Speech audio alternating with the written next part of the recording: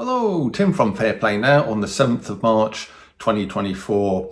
So over the last few days I've been editing those videos that I shot up in London on Sunday. What a great event that was, and I will be getting the videos out. Originally I didn't think I was going to be able to do it for a few weeks because the organiser asked me to hang fire on it, but he changed his mind and they'll be coming your way, including a bit later on this evening at 8 p.m, so be on the lookout for it. The talk that Matt Le Tissier did, and what a great talk that was. Well, you'd expect that from him, wouldn't you? He just speaks the truth in such a down-to-earth, great way, doesn't he? And I was privileged to be able to meet him and to film his talk, so that will be coming just a little bit later on. But he was saying that during the height of the nonsense, how basically he didn't take any notice of any of the diktats at all. He just said how utterly ridiculous they were, and he actually said, I'm going to be a bit of a tease here, not going to tell you exactly which of the diktats he was talking about, but he said one of them, just that one alone, showed you, or should have shown you, that they were taking the proverbial out of you. And that's actually kind of the title of the video that I'll be putting out later on. So bit of a teaser, but it's going to be worthwhile watching, and he'll answer that, or tell you what I've just told you there, what I was talking about towards the end of the video, so you'll need to watch most of it to pick up on the punchline there, as it were. But he was saying quite a lot earlier on in the video that he didn't obey any of the diktats. As you know, I didn't really do too much of that either, and if you're watching this, chances are you didn't either. And this is going to be really harsh, because I think there's two types of people in this world. The first type are the rebels, like you and me. We sort of regard the government with deep suspicion, and when their diktats don't sit right, they make you feel uneasy. They just give you a very bad feeling in your gut. That is the time not to comply. And because governments aren't there to be trusted, you should be distrusting them rather than trusting them. Your default position should be always to distrust the government unless proven otherwise. And that is the first type of person. The second type of person is the type of person, unfortunately all too common, who thinks that the government, certainly in Western countries at least, are entirely trustworthy. They've got the best interests of the people at heart, and when they come out with an order or a diktat, you should be not only obeying it, but dobbing in people who aren't obeying their diktats, no matter how ridiculous and stupid those diktats might be. And I'm afraid to tell you that second type of person, the person who just follows government orders blindly, it doesn't matter what government it is, but they will just follow their diktats blindly. I'm afraid to tell you guys, if you fall into that group, that is the road down which things like holocausts and religious persecution and all of that other nasty stuff lies. It really is. If you comply with the government will just keep pushing and pushing and pushing. And then if you keep complying and complying and complying, you will end up at that stage where the government thinks they're so powerful that they then do the ultimate horrible, terrible things. And it's only by standing up to them and saying, government, no, we're not having it. And that is when they kind of run for cover, retreat. And I've seen it. I've seen it over the last 4 years, how that works. I saw them running for cover when those huge, massive London protest marches happened, the anti-lockdown protest marches. I saw, they then retreated. When the NHS 100 group of people did their thing in sort of January 2022, again, the government ran for cover as far as all of their sort of mandates were concerned that they were planning on bringing in, and they were forced to retreat on that. And I've seen it in many other instances as well, and it's still happening.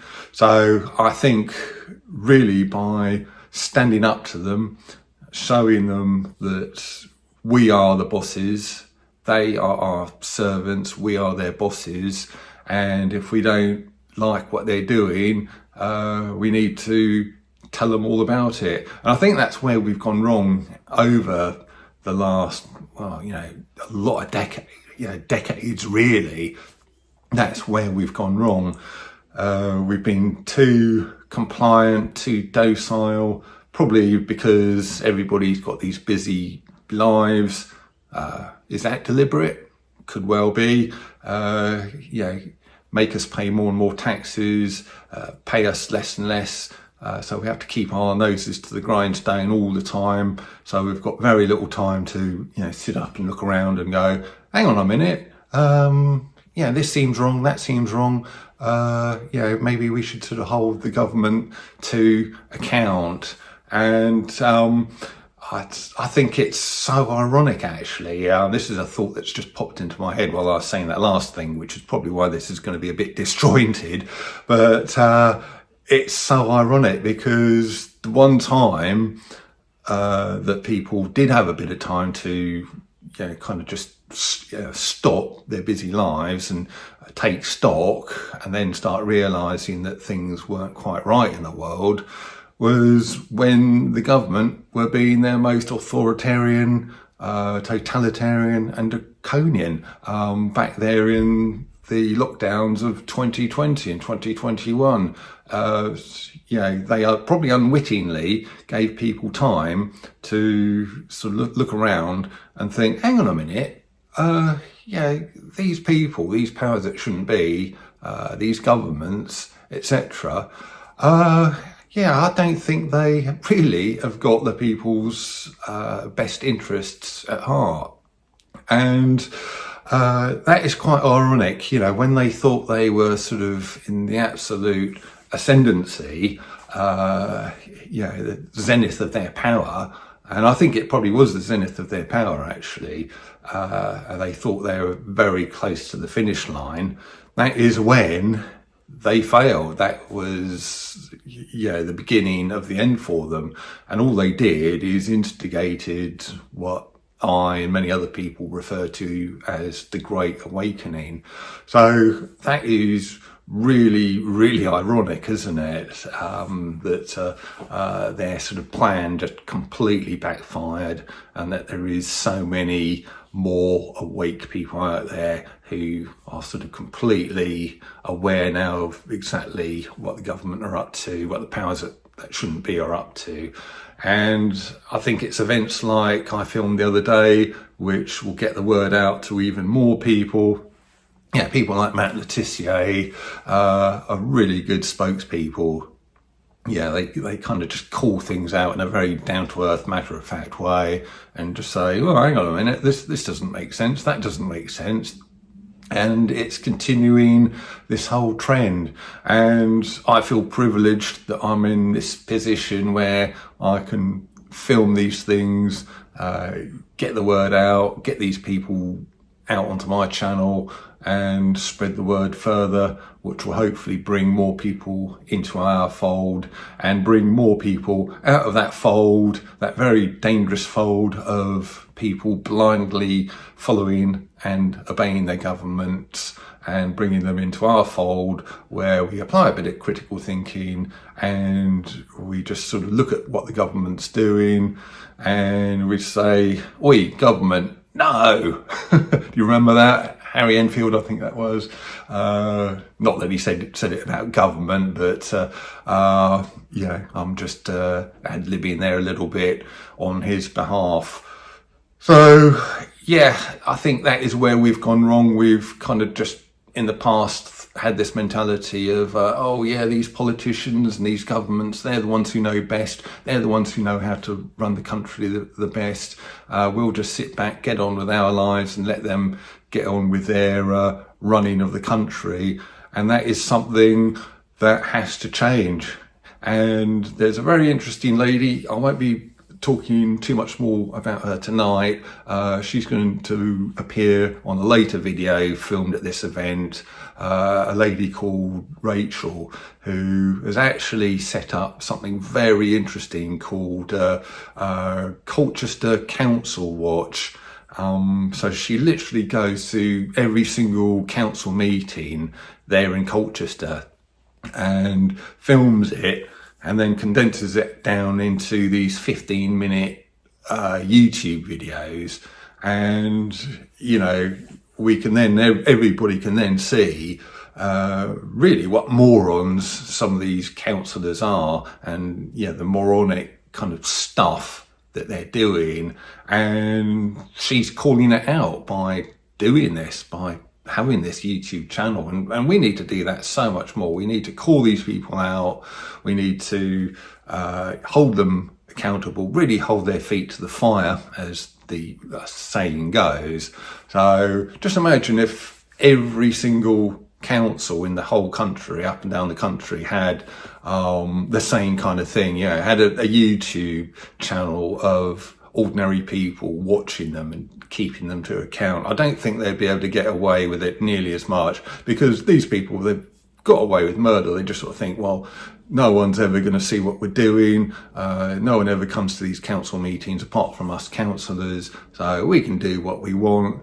Well, that's changing. It's got to change, and it's amazing initiatives like that is going to cause a change. And in fact, this Rachel in the Colchester area has actually inspired this other woman from Dorset, who I also met on Sunday, who's actually going to be starting up a similar kind of thing down in that part of the country. So, and then there's other bits and pieces like that going on in the country, and it's just going to spread and spread until, like I say, we, the people, really hold these politicians, councillors, local governments, etc. to account, and actually make them start working for us for a change rather than for themselves. Wouldn't that make a, you know, be a real breath of fresh air?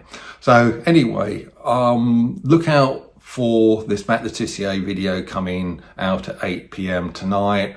And I'll also leave a link to this lady, this Rachel's Colchester Council Watch, I think is the name of the council. That will be linked to one of her videos, will be in the description box below.